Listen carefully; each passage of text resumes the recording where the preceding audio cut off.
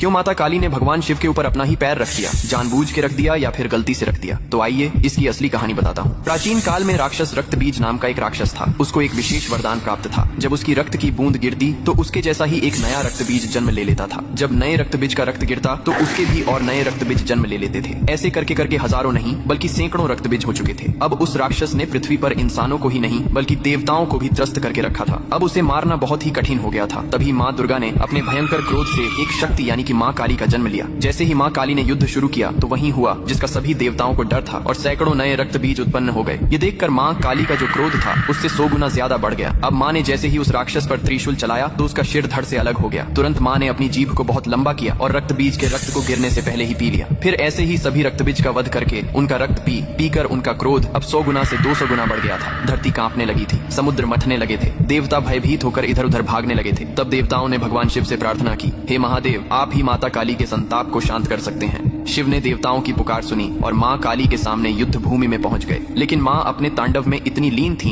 कि उन्होंने शिव को भी नहीं देखा। तभी भगवान शिव ने स्वयं माता के चरणों में लेट गए। जैसे ही माँ काली का पैर अनजाने में शिव के सीने पर पड़ा तुरंत उनका क्रोध शांत हो गया। उन्होंने नीचे देखा तो अपने प्रिय पति शिव थे। यह देखकर उनकी जीभ शर्मिंदगी से बाहर निकल आई। इसके बाद शिव ने मुस्कुराते हुए कहा, हे माँ, तुम्हारा यह रूप सृष्टि के संतुलन के लिए था, लेकिन यह रूप अब धरती पर बहुत धामधूम से पूजा जाएगा। यही कारण है कि तस्वीर में और मूर्तियों में माँ काली को शिवजी पर खड़े हुए दिखाया जाता है, जो बहुत ही शुभ